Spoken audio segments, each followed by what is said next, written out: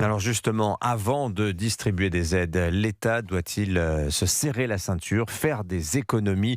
C'est la question que l'on vous pose aujourd'hui sur le site et l'appli Europe 1. Vous n'hésitez pas à répondre dès maintenant. L'État qui pour l'instant temporise. Oui, seulement quelques aides à destination des transporteurs routiers, même si de nouvelles annonces pourraient être faites en début de semaine prochaine, indique Sébastien Lecornu. Mais la marge de manœuvre du gouvernement est restreinte, très restreinte, en raison du déficit excessif.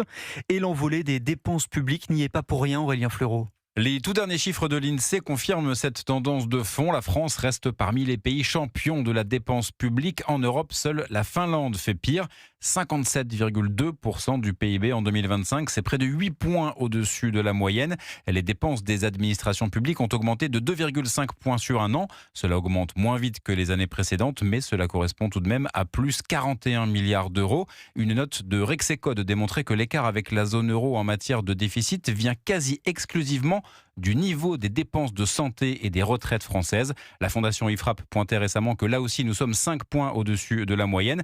Par ailleurs, les dépenses de fonctionnement ralentissent enfin. C'est surtout un effet du gel du point d'indice de la fonction publique, précise l'INSEE.